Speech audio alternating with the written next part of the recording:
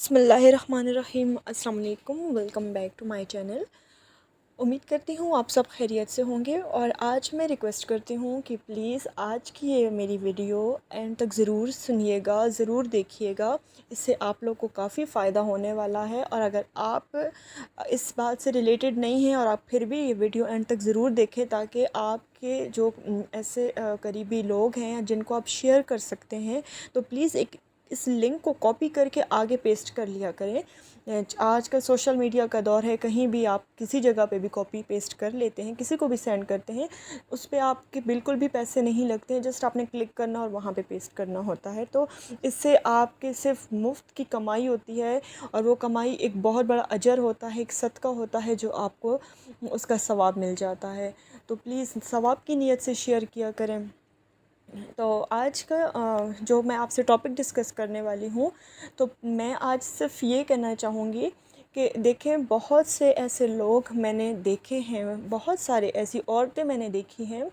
جو کہ اپنی بہوؤں کو اسپیشلی اس بات کا طعنہ دیتی ہیں کہ اب تو تمہاری عمر کافی زیادہ ہو چکی ہے، تو اب تمہارے ہاں کیا اولاد ہوگی، ٹھیک ہے۔ کافی ایسی عورتیں ہوتی ہیں، یہ کڑوی حقیقت ہے، جو کوئی مانے یا نہ مانے، بٹ یہ سچ ہے۔ تو اسی طرح سے بہت سارے لوگ ہمیشہ ٹارگٹ کرتے ہیں شوہروں کو یا بیویوں کو یا ایسے کسی اور بندوں کو کہ تم لوگ کی ایج زیادہ ہو چکی ہے، اب اولاد کا کوئی امکان نہیں ہے۔ یا پھر ایسے ہوتا ہے کہ اللہ پاک، دیکھیں اللہ پاک کے ہاں کسی چیز کی بھی جو ہے نا تو اندھیر نہیں ہے، کسی چیز کے لیے بھی وقت لگتا ہے، لیکن ایک بہترین صلہ ہمارے سامنے آ جاتا ہے۔ اسی طریقے سے اگر آپ یہ دیکھیں جب اللہ نے کسی کو اولاد عطا کرنی ہوتی ہے تو وہ پہلے دن ہی عطا کر دیتا ہے، کسی کو سال بعد دے دیتا ہے، کسی کو 20 سال لگ جاتے ہیں، اور کسی کو بالکل اینڈ ہو جاتا ہے، لیکن اللہ پاک کسی کو محروم نہیں چھوڑتے ہیں۔ اور اسی طریقے سے دیکھیں، ہمارے جتنے بھی پیغمبر تھے ان میں سے کافی ایسے پیغمبر ہیں جن کو اولاد نہیں تھی، لیکن وہ صرف ہمارے لیے ایک مثال قائم کرنی تھی، اللہ پاک نے وہ ہمیں صرف بتانا تھا، ایک مثال دینی تھی ان کے بارے میں، کیونکہ وہ پیغمبر تو ان سے تو غلطی گناہ نہیں ہوتے، لیکن پھر بھی ان کو اللہ پاک نے ایک مثال کے طور پر ہمارے لیے پیدا کیا تھا کہ ہم کچھ سبق حاصل کر سکیں ان سے۔ اسی طریقے سے آج میں آپ سے ایک بہت بہترین ایک واقعہ شیئر کرنا چاہتی ہوں، اور میں یقین کرتی ہوں کہ اگر آپ اس واقعے کو سنیں گے انشاءاللہ، تو آپ کو بہت ہی ہلکا محسوس ہوگا، بہت ہی سکون ہوگا، اور انشاءاللہ مایوسی ختم ہو جائے گی۔ دیکھیں، ایک بار جو ہے تو حضرت زکریہ علیہ السلام مسجد اقصیٰ میں نوافل پڑھ رہے تھے، تو مسجد اقصیٰ میں وہ بیٹھے ہوئے تھے، نفل پڑھ رہے تھے، تو جیسے ہی انہوں نے نفل سے سلام پھیرا نماز کے بعد، تو اسی وقت جو ہے تو حضرت جبرائیل امین وہاں پر حاضر ہوئے، وحی لے کر آئے۔ تو اچانک سے جب ان کو دیکھا تو حضرت زکریہ علیہ السلام پریشان ہو گئے، کیونکہ اللہ کی طرف سے جب کوئی وحی نازل ہوتی تھی تو وہ خوف ہوتا تھا، ان کو ڈر جاتے تھے تمام پیغمبر، تمام رسول۔ تو حضرت جبرائیل امین نے ان کو خوشخبری دی کہ اے زکریا، آپ کے ہاں اولاد ہونے والی ہے، اور اللہ نے فرمایا ہے کہ آپ کو اولاد نرینہ کی خوشخبری دی جائے۔ تو حضرت زکریہ علیہ السلام اس بات کو سن کر مطلب پہلے تو پریشان ہوئے، اور پھر خوشی سے رونے لگ گئے، اور پھر روتے ہی انہوں نے کہا کہ اے جبرائیل امین، اللہ سے سوال کریں کہ میری اب ہڈیوں میں جان نہیں رہی، میری ہڈیوں میں وہ طاقت نہیں ہے، اب میں بوڑھا ہو چکا ہوں،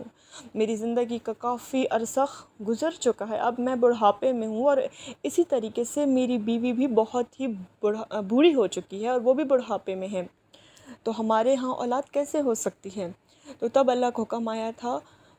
کہ جب اللہ نوازنے پہ آتا ہے تب وہ انہی بوڑھی ہڈیوں میں جان بھی ڈال دیتا ہے۔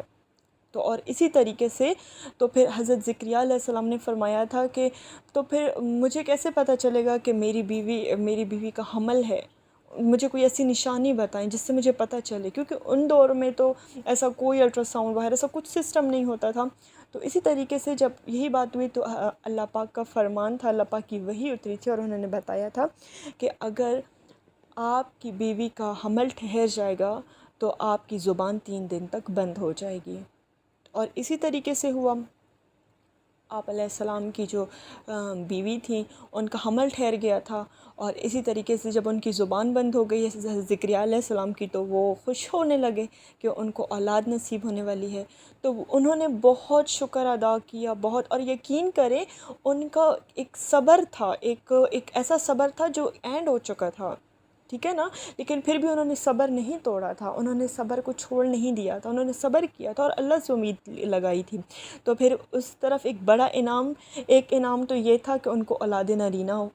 مل گئی تھی، اور دوسرا انعام یہ تھا کہ ان کے بیٹے کا نام، حضرت یحییٰ علیہ السلام کا نام جو ہے اللہ پاک نے خود چنا تھا۔ انہوں نے کہا تھا کہ اس دنیا میں آج تک اس نام کا کوئی بندہ بھی، کوئی رسول، کوئی پیغمبر نہیں آیا، تو اس کا نام یحییٰ ہوگا۔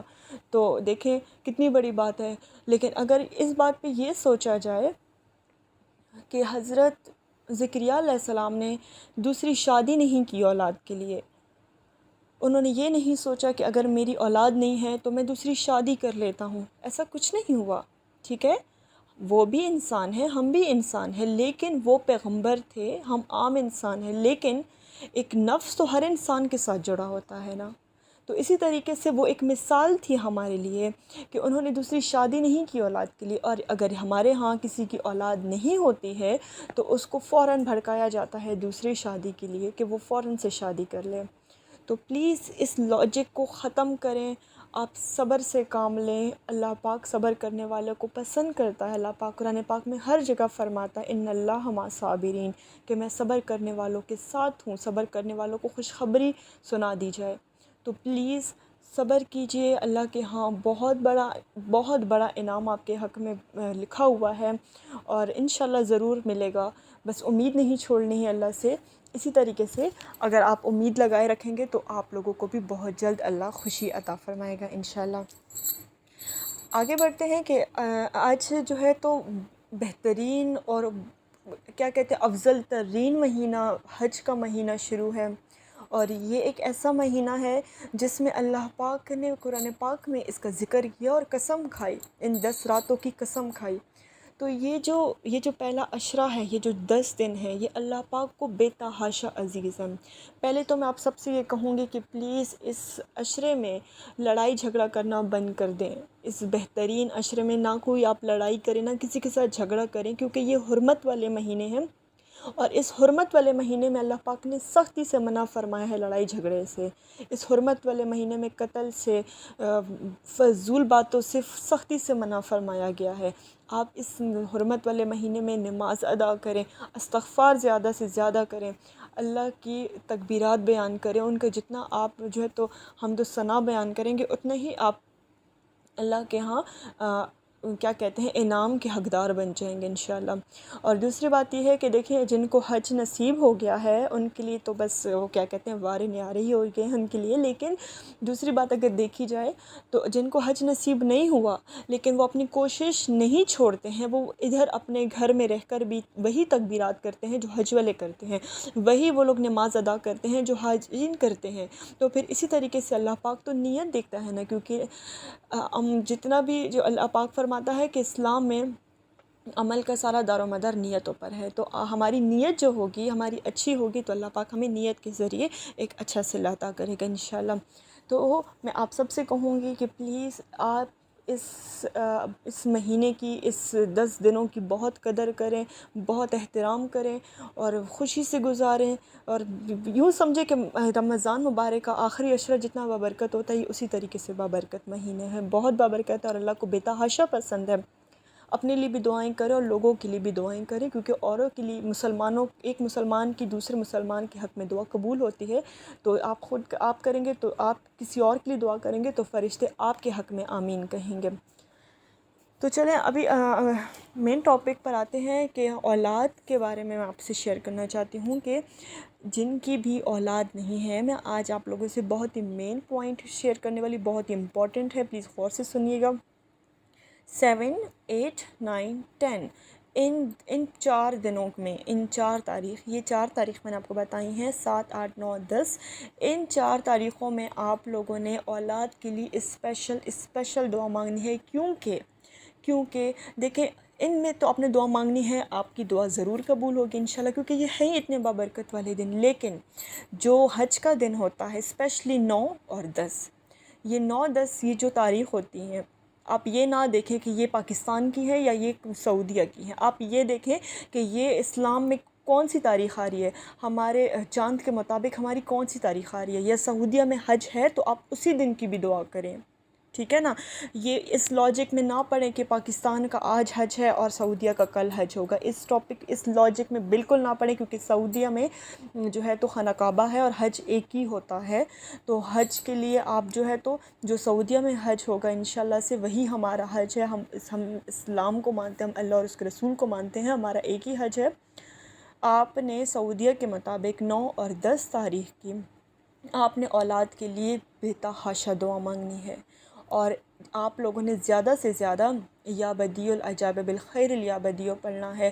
آپ لوگوں نے جو ہے تو اللہ کا جتنا ہو سکے ذکر کرنا ہے، آپ نے یہی کہنا ہے یا بدیع برحمتک استغیث۔ آپ اللہ کو پیارے پیارے ناموں سے پکاریں، اللہ کو میٹھے میٹھے لہجوں میں پکاریں، اللہ بہت مہربان ہے، بہت رحیم ہے، وہ فوراً دعا قبول کر لیتا ہے۔